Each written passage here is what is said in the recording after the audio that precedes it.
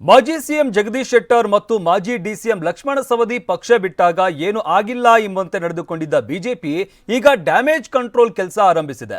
Lingayat ಸಮುದಾಯವನ್ನೇ CM ಅಂತ ಘೋಷಿಸಿದ್ರೆ ತಕ್ಷಣದ damage control ಸಾಧ್ಯ ಎಂಬ ಅಭಿಪ್ರಾಯ ವ್ಯಕ್ತಗೊಂಡಿದೆ.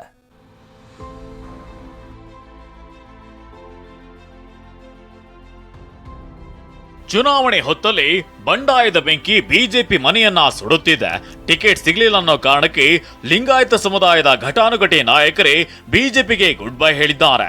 ಅದರಲ್ಲೂ ಬೆಳಗಾವಿಯ ಪ್ರಭಾವಿ ನಾಯಕ ಲಕ್ಷ್ಮಣ ಸವದಿ ಮತ್ತು ಹುಬ್ಬಳ್ಳಿ ಧಾರವಾಡ ಸೆಂಟ್ರಲ್ ಕ್ಷೇತ್ರದ ಹಾಲಿ ಶಾಸಕರಾಗಿದ್ದ ಜಗದೀಶ್ ಶೆಟ್ಟರ್ ಕಾಂಗ್ರೆಸ್ ಸೇರ್ಪಡೆಯಾಗಿದ್ದಾರೆ.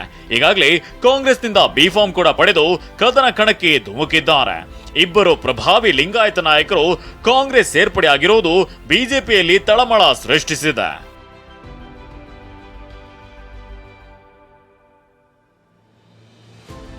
ನಿಮ್ಮ ಉಬ್ಬಿದ ರಕ್ತನಾಳಗಳ ಸಮಸ್ಯೆಗೆ ಎವಿಸ್ ಆಸ್ಪತ್ರೆಯಲ್ಲಿ ಕೇವಲ 30 ನಿಮಿಷದ ಲೇಸರ್ ಚಿಕಿತ್ಸೆಯೊಂದಿಗೆ ಮುಕ್ತಿ ಹೊಂದಬಹುದು.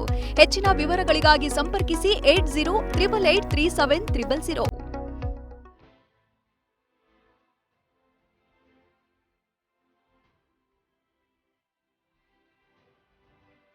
ಲಿಂಗಾಯತ ಮತ ಬ್ಯಾಂಕ್ ಗಟ್ಟಿಗೊಳಿಸಲು ಕಸರತ್ತು. ಉತ್ತರ ಕರ್ನಾಟಕದ ಒಂದಷ್ಟು ಕ್ಷೇತ್ರಗಳ ಮೇಲೆ ನೆಗೆಟಿವ್ ಎಫೆಕ್ಟ್ ಉಂಟಾಗೋ ಆತಂಕ ಉಂಟಾಗಿದೆ. ಅದರಲ್ಲೂ ಶೆಟ್ಟರ್ ಬಿಜೆಪಿಯಲ್ಲಿ ಲಿಂಗಾಯತ ನಾಯಕರನ್ನ ತುಳಿಯಲಾಗ್ತಿದೆ ಅಂತ ನೇರ ಆರೋಪ ಮಾಡಿದ್ರು. ನನಗೆ ಟಿಕೆಟ್ ತಪ್ಪಿಸಿದೆ ಬಿಎಲ್ ಸಂತೋಷ್ ಅಂತ ಬಾಂಬ್ ಸಿಡಿಸಿದ್ರು. ಹೀಗಾಗಿ ಬಿಜೆಪಿಗೆ ಆಗೋ ಲಿಂಗಾಯತ ಡ್ಯಾಮೇಜ್ ತಪ್ಪಿಸಲು ವರಿಷ್ಠರು ತಲೆ ಕೆಡಿಸಿಕೊಂಡಿದ್ದಾರೆ. ವೀರಶೈವ ಲಿಂಗಾಯತ ಸಮುದಾಯದ ಏಕಮಾದ್ವಿತೀಯ ನಾಯಕರಂತಿರುವ ಯಡಿಯೂರಪ್ಪರನ್ನೇ ಡ್ಯಾಮೇಜ್ ಕಂಟ್ರೋಲ್ಗೆ ಮುಂದೆ ಬಿಟ್ಟಿದೆ.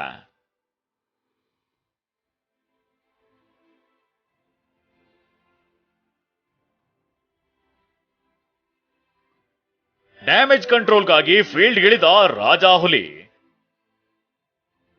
ನಿನ್ನೆ ಕಾವೇರಿ ನಿವಾಸದಲ್ಲಿ ಲಿಂಗಾಯತ ಮುಖಂಡರ ಜೊತೆ ಸಭೆ. ಚುನಾವಣಾ ಪ್ರಚಾರಕ್ಕೆ ಕಿಕ್ ಸ್ಟಾರ್ ನೀಡಬೇಕಿದ್ದ ಹೊತ್ತಿನಲ್ಲಿ ಲಿಂಗಾಯತ ಮತ ಬ್ಯಾಂಕ್ ವಿಭಜನೆಯ ತಲೆಬಿಸಿ ಶುರುವಾಗಿದೆ. ಪಕ್ಷಕ್ಕೆ ಆಗಬಹುದಾದ ಡ್ಯಾಮೇಜ್ ತಪ್ಪಿಸಲು ಮಾಜಿ ಸಿಎಂ ಬಿಎಸ್ ಯಡಿಯೂರಪ್ಪರನ್ನೇ ಫ್ರಂಟ್ ಲೈನ್ ವಾರಿಯರ್ ಆಗಿ ಫೀಲ್ಡ್ಗೆ ಇಳಿಸಿದೆ. ನಿನ್ನೆ ರಾತ್ರಿ ಬೆಂಗಳೂರಿನ ಕುಮಾರಕೃಪಾ ರಸ್ತೆಯಲ್ಲಿರುವ ಕಾವೇರಿ ನಿವಾಸದಲ್ಲಿ ದೆಹಲಿ ವರಿಷ್ಠರ ನಿರ್ದೇಶನದನ್ವಯ ಯಡಿಯೂರಪ್ಪ ಬಿಜೆಪಿಯ ಲಿಂಗಾಯತ ಮುಖಂಡರ ಸಭೆ ನಡೆಸಿದ್ದಾರೆ.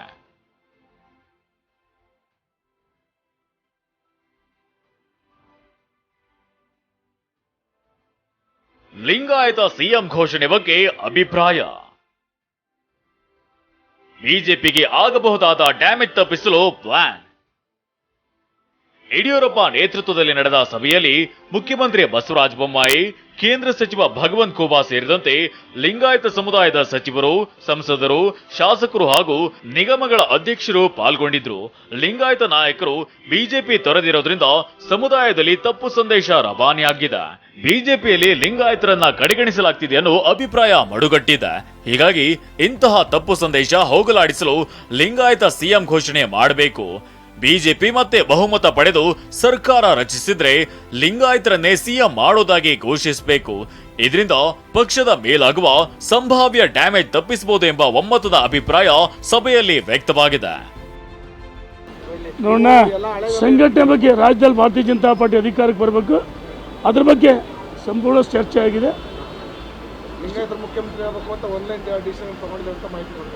ತೀರ್ಮಾನ ಆಗಿಲ್ಲ. ಭಾರತೀಯ ಜನತಾ ಪಾರ್ಟಿ ಹೆಚ್ಚು ವೀರಶೈವ ಲಿಂಗಾಯತರು ಮತ್ತು ಎಲ್ಲ ಪಂಗಡದವರು ಇಲ್ಲ ಅಂತಲ್ಲ. ಮುಂದಿನ ನಿರ್ಮಾಣದಲ್ಲಿ ನಮ್ಮ ರಾಷ್ಟ್ರೀಯ ನಾಯಕರು ವೀರಶೈವ ಲಿಂಗಾಯತರು ಮುಖ್ಯಮಂತ್ರಿ ಅಂತ ಘೋಷಣೆ ಮಾಡೋದು ಒಳ್ಳೆಯದಂತ ನನ್ನ ವೈಯಕ್ತಿಕ ಭಾವನೆ. ರಾಜ್ಯದಲ್ಲಿ ವೀರಶೈವ ಲಿಂಗಾಯತರು ಮುಖ್ಯಮಂತ್ರಿಯಾಗಿ ಘೋಷಣೆ ಮಾಡಬೇಕಂತೇಳಿ ನನ್ನ ವೈಯಕ್ತಿಕ ನಿರ್ಧಾರ. ಇನ್ನು ಬಿಜೆಪಿಯಿಂದ ಜಗದೀಶ್ ಶೆಟ್ಟರ್ ನಿರ್ಗಮನ ರಾಜಕೀಯ ಬದ್ಧ ವೈರಿಗಳಾದಂತವರನ್ನ ಒಂದು ಮಾಡಿದೆ. ಯಡಿಯೂರಪ್ಪ ಜೊತೆ ಸಿಟ್ಟಾಗಿ ಸುದೀರ್ಘ ಕಾಲ ಯಡಿಯೂರಪ್ಪ ನಿವಾಸದತ್ತ ಸುಳಿಯದೇ ಇದ್ದಂತಹ ಬಿಜೆಪಿ ಶಾಸಕ ಬಸನಗೌಡ ಪಾಟೀಲ್ ಯತ್ನಾಳ್ ನಿನ್ನೆ ಸಭೆಯಲ್ಲಿ ಪಾಲ್ಗೊಂಡಿದ್ರು. ಲಿಂಗಾಯತ ಮುಖಂಡರ ಸಭೆಯಲ್ಲಿ ಹಾಜರಾಗಿದ್ದ ಯತ್ನಾಳ್ ಲಿಂಗಾಯತ ಸಮುದಾಯ ಒಗ್ಗಟ್ಟಾಗಿರಬೇಕೆಂಬ ಕಾರಣಕ್ಕೋಸ್ಕರ ನಾನು ಬಂದಿದ್ದೇನೆ ಅಂತ ಹೇಳಿದ್ದಾರೆ. ಒಟ್ನಲ್ಲಿ ಎಲ್ಲಿ ಲಿಂಗಾಯತ ಮತ ಬ್ಯಾಂಕ್ ವಿಭಜನೆ ಆಗುತ್ತೋ ಅನ್ನೋ ಆತಂಕ ಬಿಜೆಪಿಯನ್ನ ಕಾಡತೊಡಗಿದೆ. ಚುನಾವಣೆಯಲ್ಲಿ ಡ್ಯಾಮೇಜ್ ಕಂಟ್ರೋಲ್ಗೆ ಯಡಿಯೂರಪ್ಪರನ್ನೇ ಮುಂದೆ ಬಿಟ್ಟಿದೆ. ಕಿರಣ್ ಹನ್ಯಡ್ಕ, TV9 ಬೆಂಗಳೂರು.